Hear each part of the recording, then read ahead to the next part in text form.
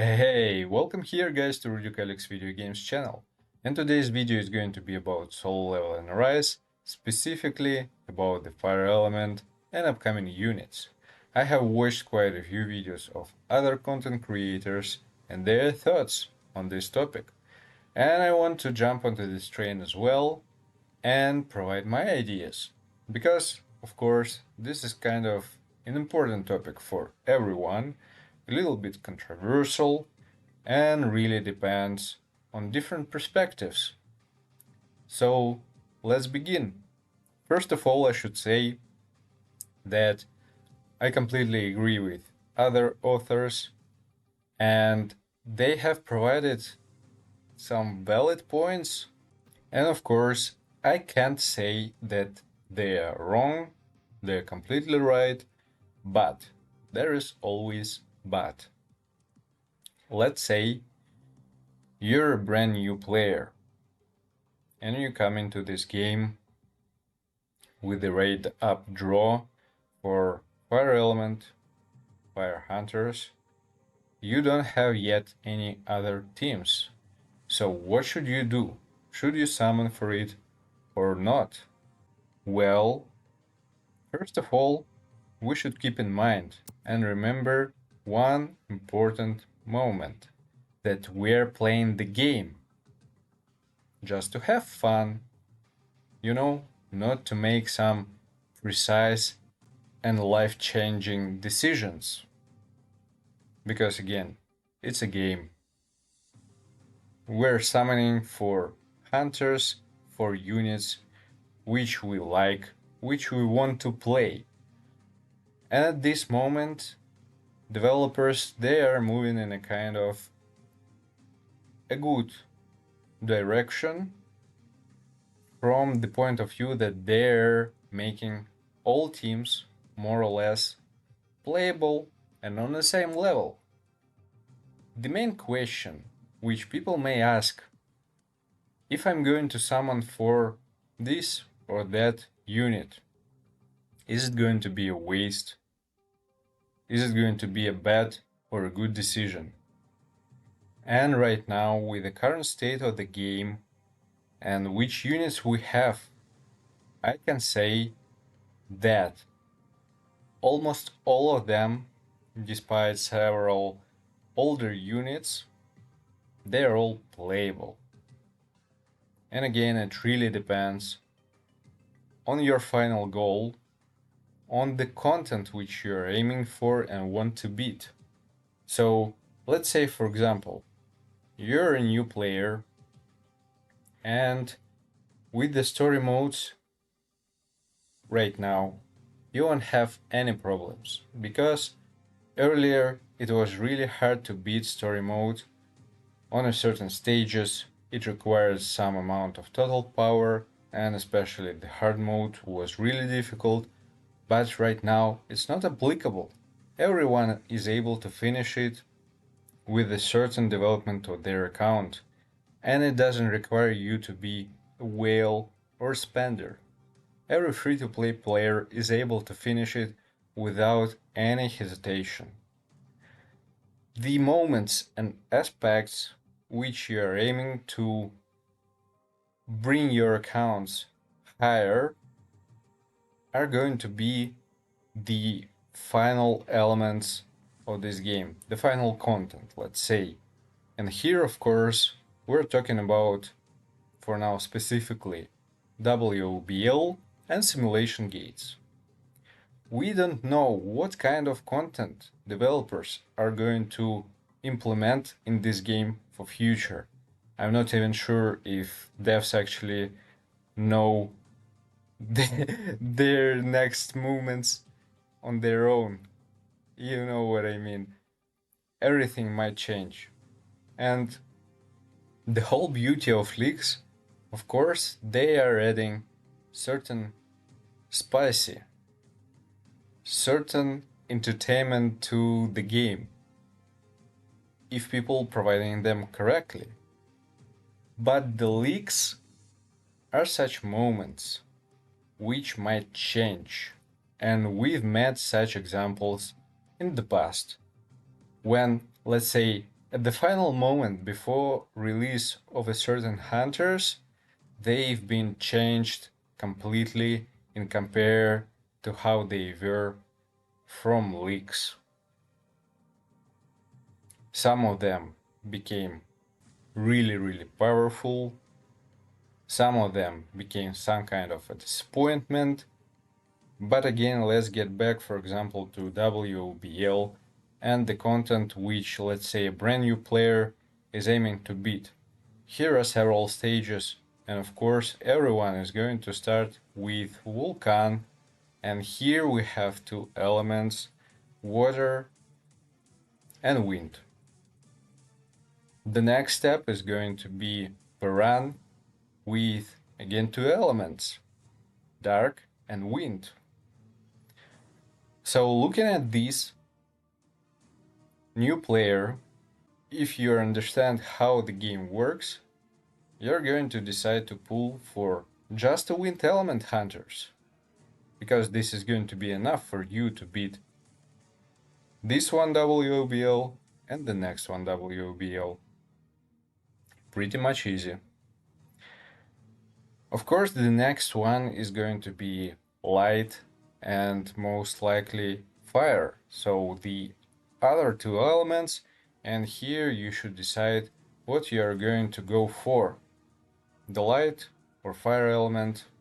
And of course, if we are talking about older players, if you have 4 elements on a really good level of development besides fire, that's more than enough for you, and there is really no reason to pull for any other hunters.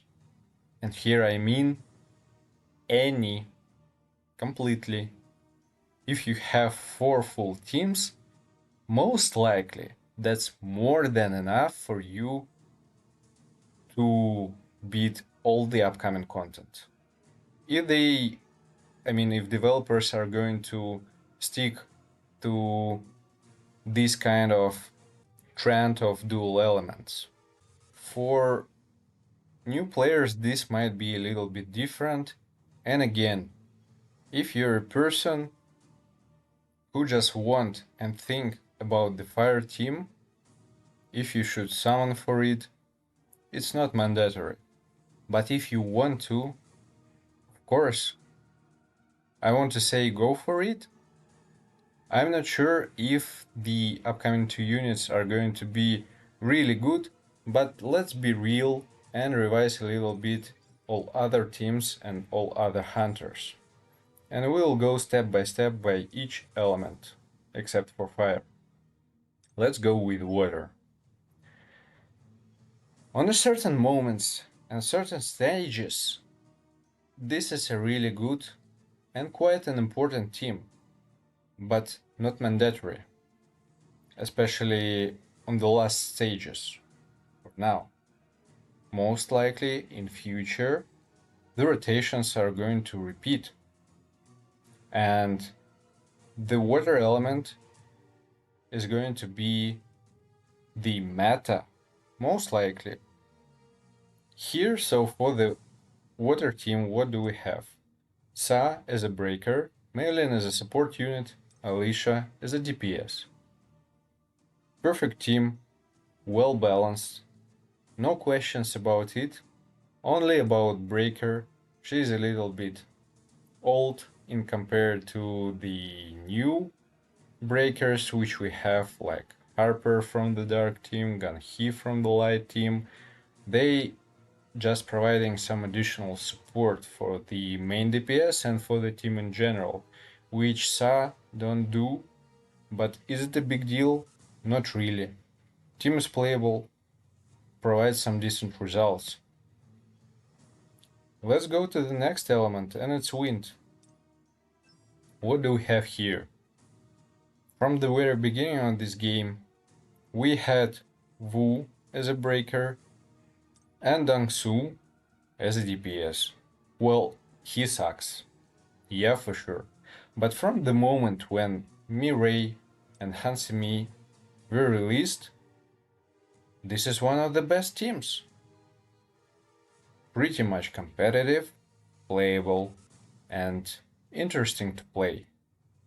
It beats certain content, certain bosses, and deals with these tasks pretty much good. The same thing does the water team.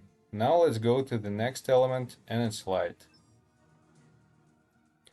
Mostly developed team for now because we just have a lot of different units. We have breakers, we have support units, we have DPS units, and they are all playable. Even back when we're talking about him, yes, he is not comparable to Goa, but on a certain content he provides his own benefits. And let's say, for example, in Guild Boss, with the full light team, he is more than playable on a certain level of advancement. Again, it really depends on goals which you have. In general, these teams is a great one, performs really well. And let's say about Akari, for many people it was a disappointment. And I can understand you.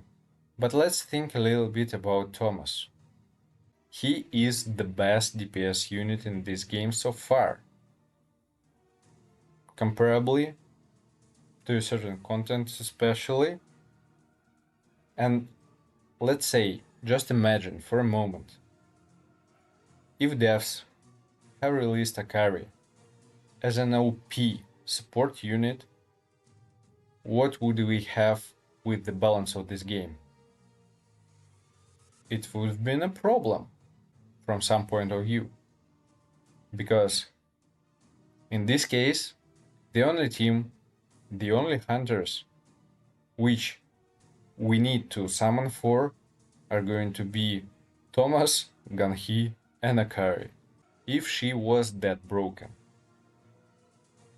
I believe they have balanced things out to not, bring this team on a completely another level in compared to other teams. Overall, it's a great team, and there is no questions about it. Now let's go to the dark team. And here we have as well a lot of units, and all of them at some point playable as well. But with the release specifically of Harper, Charlotte, and Ayla, this is most likely the strongest team from the Dark Element. And it also performs really well. In WOBL, there is no questions about it. It can deal a lot of damage, results are really decent. But they are more or less on the same level with all other teams. Again, except for Fire. At some point they're underperformed. Yes, so that's the point to which I'm trying to lead. Most likely, I want to believe so, that devs understand the state of different elements and different teams, and they're not going to mess this up. I really do believe, and I hope that the upcoming two units, they're going to be in combination really good. And as a result, we'll have a really good fire team, which is going to be comparable to all others. Again, is it mandatory? Not really. If you're an old player and you have 4 well-developed teams, most likely with the current direction of this game, with dual elements, these 4 teams will be enough. But if you just want to get yourself a fire team and build it up, and you're thinking and worrying about if you're going to lose anything, not really. Feel free to go for it. I believe that devs not going to, mess this up. Well, nobody knows for sure. Just again, it's speculations. The only moment which you should keep in mind, if you're a free-to-play player and if you're deciding to summon for a certain team to build a certain team with the new hunters, upcoming hunters. This means that most likely you won't be able to summon for the next element. If you understand that you're lacking in terms of tickets to summon yourself a proper fire element team, well, most likely there is no reason to summon for it, because again, to beat the end game content, of course, as all others said before, you want to bring your team on the highest possible level. So this is more about your possibilities if you want to summon for a team and if you have resources for this. Go for it, no questions. Just again remember that you won't be able to summon for the next one element. It's a long-term game. It's all about rotations, and there is no win or lose position. Only your preferences. So this is the main take on it, the main point of my view, which I hope was some kind of help for you guys. And yeah, that's pretty much it for this video for today. Hope you enjoyed. Don't forget to hit the like button and subscribe, and see you guys in the next one. Take care.